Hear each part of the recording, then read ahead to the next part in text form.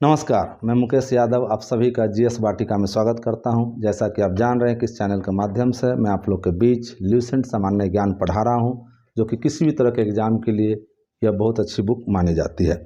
तो हम लोग अगर कोई बच्चे इसके पीछे का क्लास का नहीं देखे हैं तो आप देख सकते हैं। अब आगे का हम लोग देखते हैं कि आपने यह पढ़ा है कि अभी तक आपने जो पढ़ा, जो कि सबसे पहला धर्म ग्रंथ, ऐतिहासिक ग्रंथ, उसके अलावा विदेशियों का विवरण और पुरातत्व साक्ष्य है। तो अभी ये 2 चैप्टर आप लोग पढ़ चुके हैं, 2 जो कि एक धर्म ग्रंथ, ऐतिहासिक का विवरण। तो आज हम लोग चलते हैं विदेशी यात्रियों से मिलने वाली जानकारी। तो आज का टॉपिक है विदेशी यात्री से मिलने वाली जानकारी। और आपने देखा है कि हमारे देश में कौन कौन विदेशी यात्री है। तो यूनानी है, रोमन है। नंबर 1 में आप देख सकते हैं यूनान देश के, रोम देश के। नंबर 2 जो कि चीनी लेखक, चीन देश के। नंबर 3 अरब देश के, जिसे आप अरबी लेखक कहते हैं। और नंबर 4 अन्य देश के। तो चलिए हम लोग एक लाइन से सबसे पहले शुरुआत करते हैं यूनानी रोमन लेखक। तो इसमें आप देखेंगे यूनानी रोमन लेखक में किसमें आपको 9 आदमी हैं, 9 आदमी का चर्चा मिलता है। तो सबसे पहला है टेसियस। इनके बारे में कहा जाता है कि टेसियस जो थे यह ईरान देश का एक डॉक्टर थे, जिसे हम लोग राजवैद्य कहते हैं।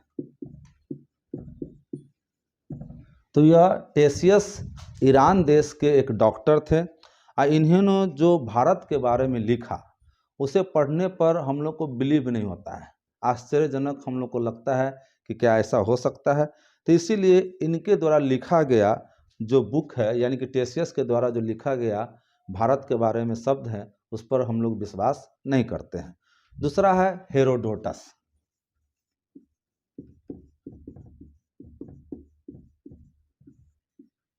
तो आप देखेंगे ऐसे तो हेरोडोटस जी को इतिहास का पिता कहा जाता है, ये ध्यान रखिएगा। हेरोडोटस जी को इतिहास का पिता कहा जाता है। इन्होंने एक बुक लिखा था हिस्टोरिका। इनके द्वारा लिखा गया एक बुक है। इन्हें फादर ऑफ हिस्ट्री भी कहा जाता है। तो यह इन्होंने 5वीं शताब्दी, ध्यान रखेंगे कब, 5वीं शताब्दी। तो 5वीं शताब्दी में ईसा पूर्व भारत फारस के संबंध का वर्णन किया। भारत और फारस, याद रखें, भारत फारस। तो फारस को ईरान, आज के डेट में हम लोग ईरान कहते हैं, और उस जमाना में उसको फारस कहा जाता था। तो इसका उन्होंने चर्चा किया। तो फिर से समझे, हेरोडोटस को फादर ऑफ हिस्ट्री कहा जाता है। इन्होंने एक बुक लिखा है हिस्टोरिका, ये 5वीं शताब्दी में। इन्होंने यह इस किताब में भारत और फारस की चर्चा की है, यानी कि आज के डेट में हम लोग ईरान कहते हैं, पहले ईरान को फारस कहा जाता था। तो इसकी उन्होंने चर्चा किया है। लेकिन इसमें जो उन्होंने लिखा है वो अफवाह है, मतलब आज हम लोग उस पर बिलीव नहीं करते हैं। उसका तीसरा जो है, तीसरा पॉइंट में आता है आपका सिकंदर के साथ जो आए हुए थे विद्वान आदमी लोग। तो सिकंदर के साथ आपको 3 विद्वान आदमी आए थे जो बहुत फेमस थे। एक है निर्याकस, दूसरा है आपको आने सिक्रेटस,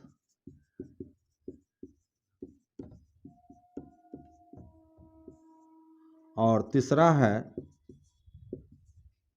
तीसरा है जिनका नाम है अरिस्टोबुलस।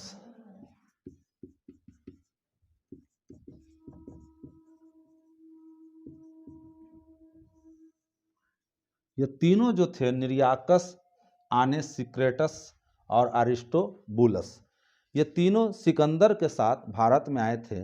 और उन्होंने उस समय जो लिखा उस पर हम लोग विश्वास करते हैं, हमारे इतिहासकार लोग विश्वास करते हैं। तो ध्यान रखिएगा, सिकंदर के दरबार में ये लोग बहुत बड़े राइटर थे। ये लोग सिकंदर के साथ जब भारत में आए तो उनका नाम है निर्याकस, आने सिक्रेटस और अरिस्टोबुलस।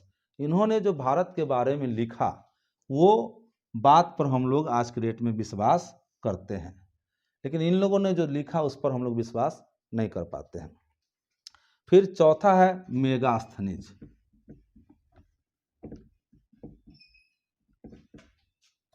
आप गौर करेंगे, चौथा मेगास्थनीज।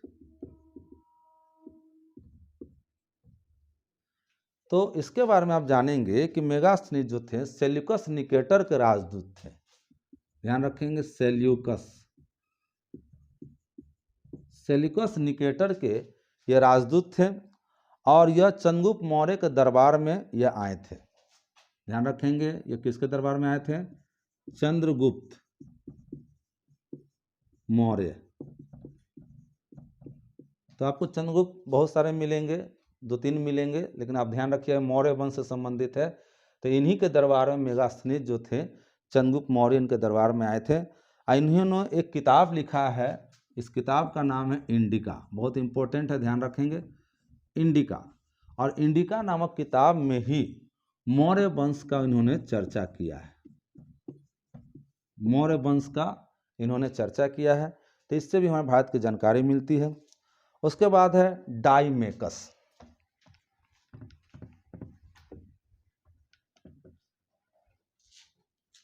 पांचवा डाइमेकस।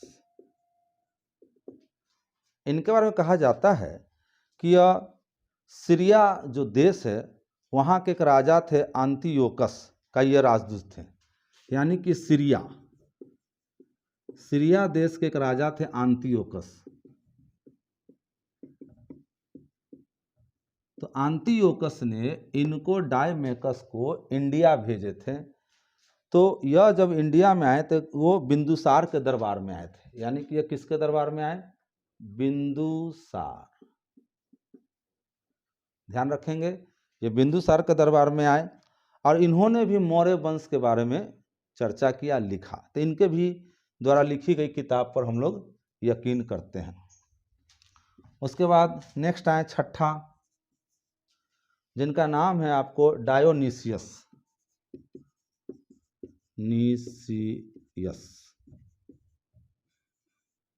तो ये जो आप देख रहे हैं डायोनीसियस, इनका कहा जाता है यह मिस्र देश के रहने वाले थे, मिस्र। और इनके जो राजा थे उसका नाम था टॉलमी फिलेडेल्फस।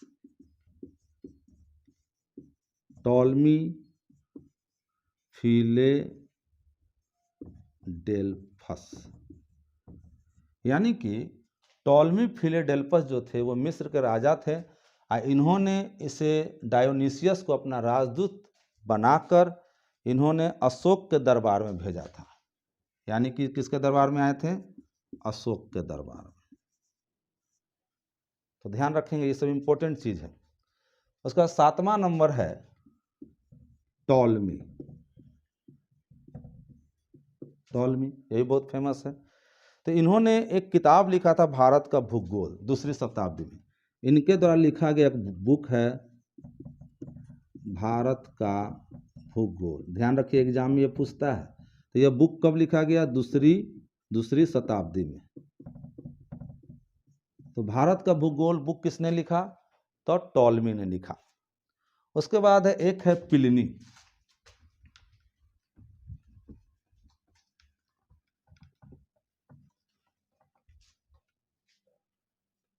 आठवां नंबर प्लिनी। इनके बारे में कहा जाता है कि यह प्रथम शताब्दी में आए और उन्होंने एक बुक लिखा नेचुरल हिस्ट्री। यानी कि वो आए प्रथम शताब्दी में और इन्होंने एक बुक लिखा नेचुरल हिस्ट्री। तो इन्होंने नेचुरल हिस्ट्री नामक बुक लिखा और इसी बुक में भारत में जो पशु, पेड़ पौधा, खनिज पदार्थ, इन सभी का इन्होंने इसमें चर्चा किया है। और सबसे लास्ट में है पेरीप्लस ऑफ, लिखा गया पेरीप्लस ऑफ द इरिथ्रियन सी। यहाँ लिखते हैं पेरीप्लस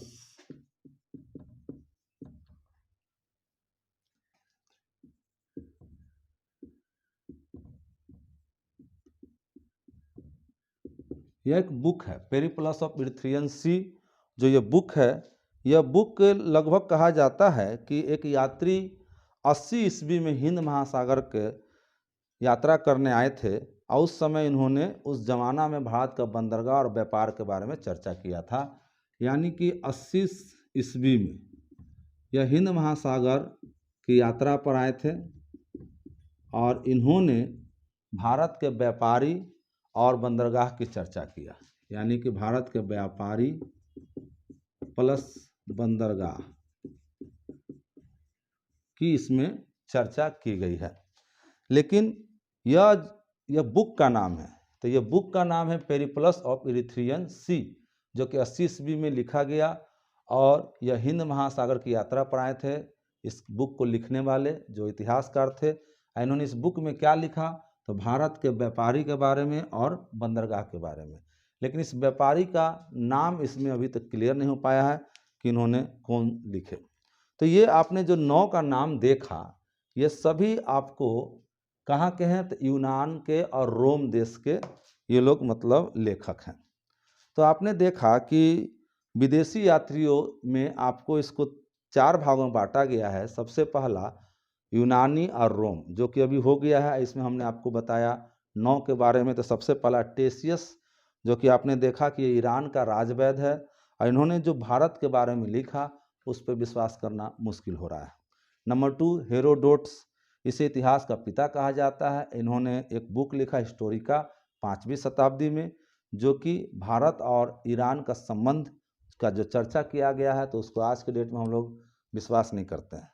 तीसरा, सिकंदर के साथ 3 आदमी आए। एक का नाम है निर्याकस, आनेसिक्रटस और अरिस्टोबुलस। यह जब आए तो इंडिया के बारे में जो इन्होंने लिखा उनकी बातों पर हम लोग विश्वास कर सकते हैं। चौथा, मेगास्थनीज, जो कि ये सेल्यूकस निकेटर के राजदूत थे और ये चंद्रगुप्त मौर्य के दरबार में आए थे। इन्होंने एक बुक लिखा इंडिका, जो कि उस जमाना में मौर्य के समय में समाज कैसा था, संस्कृति कैसी थी, उसकी चर्चा की गई है। उसके बाद 5वां है डाइमेकस। आपने देखा यह सीरिया देश के एक राजा थे आंतियोकस। उन्होंने ही डाइमेकस को अपना दूत बनाकर बिंदुसार के दरबार में भेजा था और इन्होंने मौर्य युग से संबंधित कुछ लिखा डाइमेकस ने। छठा है डायोनिसियस। इसमें कहा जाता है मिस्र देश के एक राजा थे जिनका नाम था टॉलमी फिलेडेल्फस। उन्होंने ही अशोक के दरबार में डायोनिसियस को अपना राजदूत बनाकर भेजा था। 7वां है टॉलमी। यह एक बुक लिखे हैं भारत का भूगोल, जो कि 2वीं शताब्दी में लिखी गई है। ध्यान रखिएगा, भारत का भूगोल किसने लिखा, तो टॉलमी ने। उसके बाद 8वां है प्लिनी।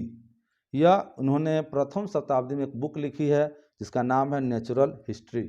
इस बुक में भारत का वर्णन किया गया है, जिसमें भारत के पशु, पेड़ पौधे, खनिज पदार्थ इत्यादि की चर्चा इसमें की गई है। और 9वां है पेरिप्लस ऑफ द इरिथ्रियन सी। यह बुक है जो कि इसके लेखक का जानकारी नहीं मिलता है कि यह किसने लिखा, लेकिन यह बुक को 80 ईस्वी में हिंद महासागर की यात्रा के दौरान लिखा गया है। इस बुक में उस समय में भारत के बंदरगाह और व्यापारी के बारे में इसमें चर्चा की गई है। तो आपने विदेशी विवरण में सबसे पहला यूनानी और रोमन के बारे में आपने देखा। अब आते हैं चीनी लेखक।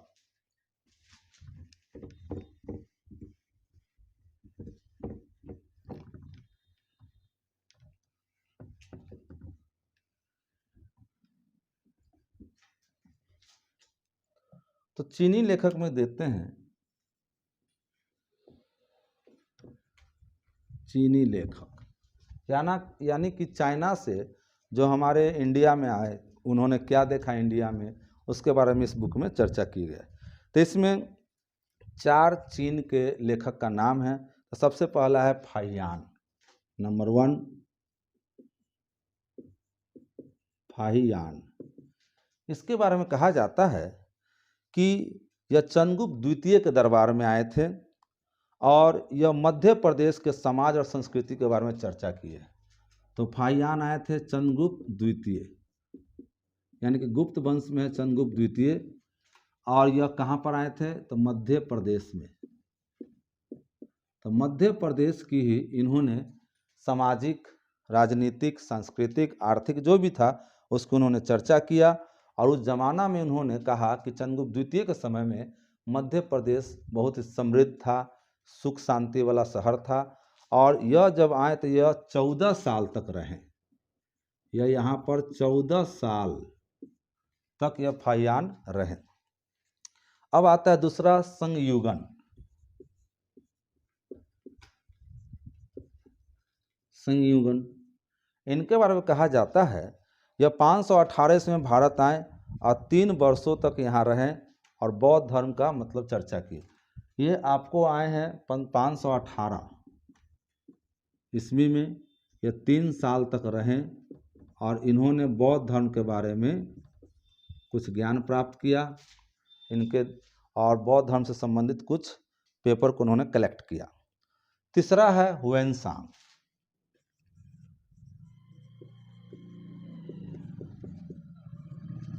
आप देख सकते हैं हुएनसांग,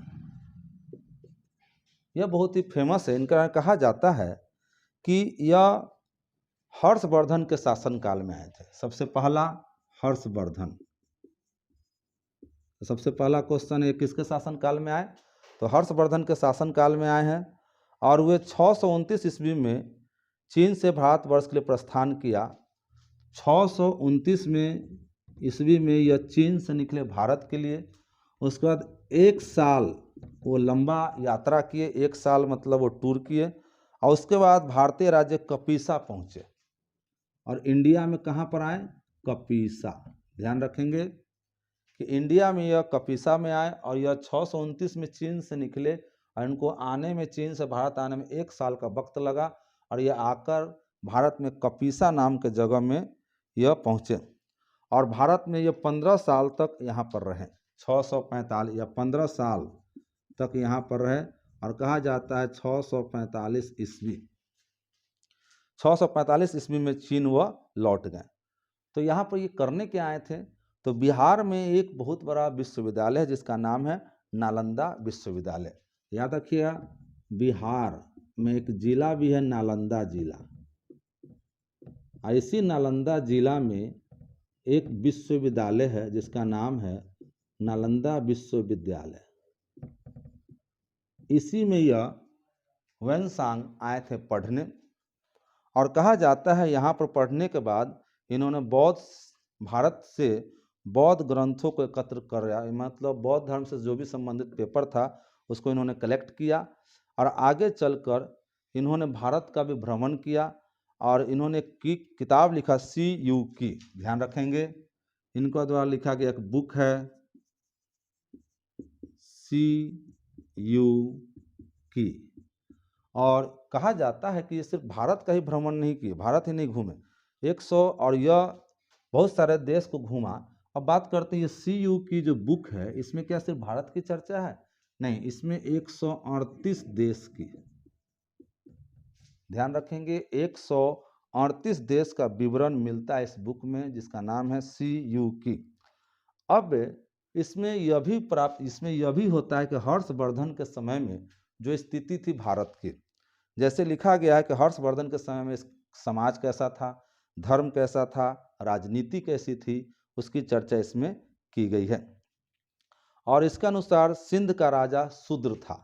इन्होंने इसी बुक में हुएनसांग ने कहा कि सिंध जो है जगह, वहाँ का राजा शूद्र था। बड़ा मतलब ताज्जुब वाला बात है, क्योंकि उस जमाना में शूद्र को वैल्यू नहीं दिया जाता था। तो इन्होंने इसी बुक में चर्चा किया है कि सिंध का राजा शूद्र था। हुएनसांग ने बुद्ध की प्रतिमा के साथ साथ सूर्य और विश्व की प्रतिमाओं का भी पूजन किया। यानी कि यह जो है 3 भगवान का पूजा किए। एक तो महात्मा बुद्ध का तो किया ही, इसके अलावा इन्होंने शिव भगवान यानी कि शंकर भगवान का भी पूजा किया और दूसरा सूर्य भगवान का।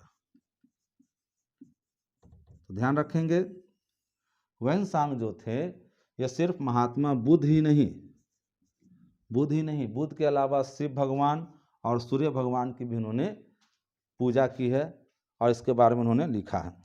अब बात आती है, जब हुएनसांग इस विश्वविद्यालय में पढ़ रहे थे, नालंदा विश्वविद्यालय में, तो उस समय वहाँ के जो कुलपति थे उनका नाम था आचार्य शीलभद्र। यानी कि ध्यान रखिएगा, आचार्य शीलभद्र। यह कौन थे? जब यह पढ़ रहे थे नालंदा विश्वविद्यालय में, जब यह ह्वेनसांग पढ़ रहे थे तो उसी समय इस विश्वविद्यालय के कुलपति थे आचार्य शीलभद्र। अब चौथा है इतिसंग। यहाँ देख लीजिए, चौथा इतिसंग। इसके बारे में कहा जाता है कि इतिसंग के बारे में कि यह 7वीं शताब्दी के अंत में भारत आए। इसने अपने विवरण में नालंदा विश्वविद्यालय, विक्रमशिला विश्वविद्यालय और उस समय भारत का भी उन्होंने भ्रमण किया। यानी कि इन्होंने इतिसंग ने 2 विश्वविद्यालय का चर्चा किया है। एक नालंदा विश्वविद्यालय जो कि नालंदा जिला में है, और एक विक्रमशिला विश्वविद्यालय, विक्रमशिला। तो ध्यान रखेंगे, इतिसंग ने यह इंडिया में 7वीं शताब्दी में आए, यानी कि कहा जाता है सबसे अंतिम में आए। और इन्होंने जो बुक लिखा उस बुक में 2 विश्वविद्यालय की चर्चा किया है, एक नालंदा का और एक विक्रमशिला विश्वविद्यालय की चर्चा इन्होंने किया है। तो आपने यह देखा चीनी लेखक भी। अब हम लोग देखते हैं अरबी लेखक।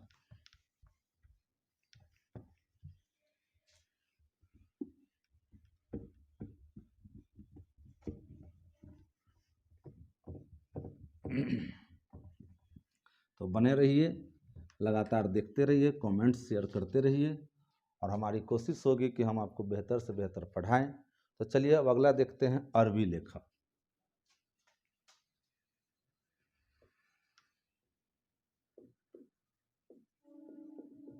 अरबी लेखक, तो इसमें कहा जाता है, इसमें 2 बहुत फेमस आदमी हैं।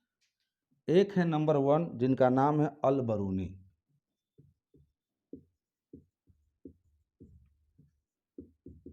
अल बरूनी के बारे में कहा गया कि यह महमूद गजनी के साथ भारत में आए। नंबर 1 गजनवी, महमूद गजनवी के साथ भारत आए। और इन्हें अलबरूनी जो है, अलबरूनी ख्वारिज्म या खीब के रहने वाले थे। यानी कि यह कहाँ के रहने वाले थे? तो एक जगह है खीब, खीब कहिए, या उस जगह का नाम है ख्वारिज्म। अलबरूनी खीब या ख्वारिज्म के रहने वाले थे, जो कि आज के डेट में इसको तुर्कमेनिस्तान कहा जाता है।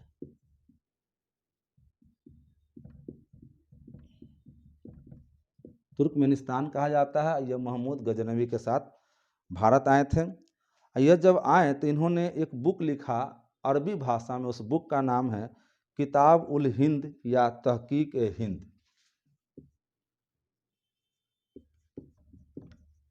किताब उल हिंद, इसे तहकीक ए हिंद कहा जाता है। यानी कि किताब उल हिंद कहिए या तहकीक ए हिंद कहिए, और इसको ये जो कि अरबी भाषा में लिखा गया है, अरबी भाषा में, और इसे भारत का खोज भी कहा जाता है। भारत का या भारत की खोज, इस बुक से यह, इस नाम से यह बहुत ही फेमस हुई है। अब इसमें क्या उन्होंने लिखा है? तो इन्होंने यह लिखा कि भारत में, भारत का जो धर्म है, दर्शन है, त्यौहार, खगोल विज्ञान, कीमिया, रीति रिवाज, प्रथा, सामाजिक जीवन, भार तौल, मापन विधियाँ, मूर्तिकला, कानून, मापतंत्र, विज्ञान, तो इन सब, इसके अलावा इन्होंने राजपूतकालीन समाज, धर्म, रीति रिवाज, राजनीति, ये सभी पर इन्होंने लिखा। तो आप समझ सकते हैं कि इन्होंने, अलबरूनी ने अधिकतर भारत के सारा चीज़ के बारे में लिखा। तो आपने यहाँ देखा, तो आप गौर करेंगे कि अलबरूनी जो कि महमूद गजनवी के साथ भारत आए थे, और यह जो थे तुर्कमेनिस्तान के रहने वाले हैं, जो कि पहले ज़माना में उसको खीब या ख्वारिज्म कहा जाता था। इन्होंने अरबी भाषा में एक बुक लिखा। उस बुक का नाम है किताब उल हिंद कहिए या तहकीक हिंद कहिए, या इसे भारत का खोज कहिए। तो इस बुक में भारत के बारे में लगभग सारी चीज़ों की जानकारी इसमें दी गई है। तो अब आते हैं इब्न बतूता नंबर 2।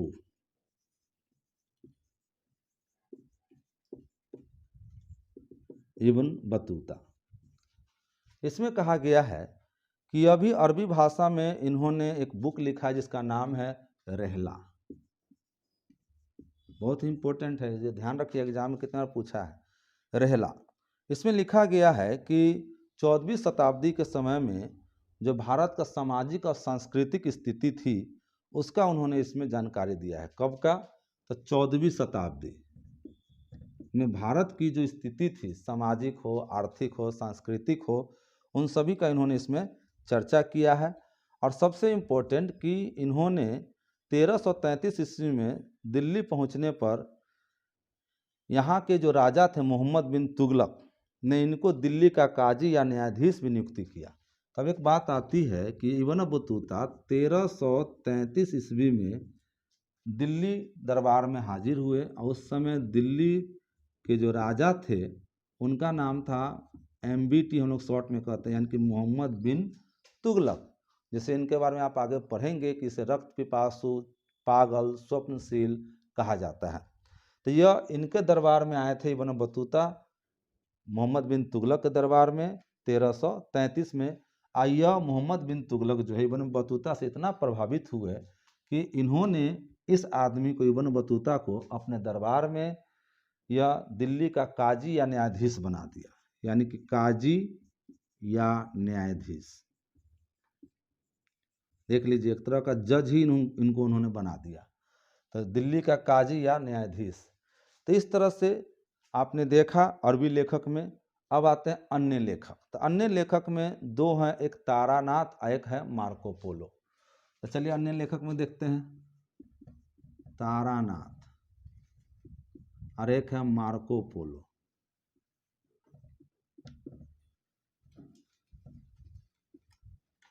तो आप यहाँ देख सकते हैं मार्को पोलो में और तारानाथ में। देखिए, तो तारानाथ को कहा जाता है यह तिब्बत, जो कि आज आप चीन देख रहे हैं, तो वहीं के ये लेखक थे। इन्होंने दो बुक लिखा, कंगयूर और तंगयूर। इन्होंने दो बुक लिखा है, ये देखते हैं, इसको मिटाते हैं थोड़ा देर के लिए, कंगयूर और दूसरा तंगयूर। तो तारानाथ जी दो बुक लिखे हैं, कंगयूर और तंगयूर, और इसी के बारे में आपको भारत की जानकारी मिलती है इस बुक में। मार्को पोलो, अब आते हैं दूसरा, मार्को पोलो। अन्य लेखक में हम लोग देख रहे हैं। तो मार्को पोलो का कहा जाता है कि यह 13वीं शताब्दी में पांड्य देश की यात्रा पर आया था और इन्होंने पांड्य राजा के बारे में चर्चा किया है। तो यह 13वीं शताब्दी में आए और इन्होंने अपने बुक में पांड्य राजा की इन्होंने इसमें चर्चा की है। तो आपने यह देखा। तो एक बार फिर से हम रिवाइज करते हैं शुरू से, कि आपने पढ़ा कि भारत के इतिहास को जानने के लिए हम लोग चार चीज़ का यूज करते हैं। एक है धर्म ग्रंथ, ऐतिहासिक ग्रंथ, विदेशियों का विवरण और पुरातात्विक साक्ष्य। तो हम लोग धर्म ग्रंथ और ऐतिहासिक ग्रंथ देख चुके हैं। अगर आपने नहीं देखा है वो वीडियो, तो पार्ट 1, पार्ट 2 और पार्ट 3 आप देख सकते हैं। और पार्ट 4 जो है आज का, इसमें आपको हम विदेशियों का विवरण पढ़ा रहे हैं। तो आपने पढ़ा कि जो विदेशी हमारे यहाँ आए अलग अलग समय में, तो वो कहा जाता है 3 देश के विदेशी मुख्य तरह से आए। एक यूनानी, रोमन एक हो गए, दूसरा चीनी, चाइना के, तीसरा अरब देश के, और चौथा में हम लोग अन्य लेखक भी करते हैं। तो यूनानी रोमन लेखक में आपने पढ़ा कि टेसियस एक राजवैद्य था, हेरोडोटस जिसने किताब लिखा हिस्टोरिका, तीसरा सिकंदर के साथ निरियाकस, आनेसिक्राटस, अरिस्टोबुलस, उसका चौथा मेगास्थनीज, पांचवा डाइमेकस, छठा डायोनीसियस, सातवां टॉलमी, आठवां प्लिनी और नौवां, ये लेखक नहीं, ये बुक है, इनके लेखक का नाम पता नहीं है। इस बुक का नाम है पेरिप्लस ऑफ द इरिथ्रियन सी। अब है चीनी लेखक। चीनी लेखक में 3 आए मुख्य तरह से, आपको फाहियान, संगयुगन, वेनसांग, और एक और है इतिसंग। उसके बाद अरबी लेखक में दो हैं, अल-बरूनी और इब्न बतूता। इसके अलावा अन्य लेखक में तारानाथ जी हैं और मार्को पोलो। तो इस तरह से आपने इतिहास की जानकारी अभी देख रहे हैं, और आप लोग ज़रूर कमेंट्स करें, लाइक करें, शेयर करें, और आप यह बतलाएं कि इस तरह से आज जो क्लास हुई है उस तरह से पढ़ाऊं या डायरेक्ट बोर्ड पर लिखकर या कहानी के तरह। तो आप ये शेयर करें और यकीन करें कि मैं जो पढ़ा रहा हूँ आगामी किसी भी तरह के एग्ज़ाम के लिए आपके को फ़ायदा करेगा। इसलिए विश्वास करें और इस चैनल को लाइक, शेयर और सब्सक्राइब करें। तो आज के लिए इतना ही। Thank you.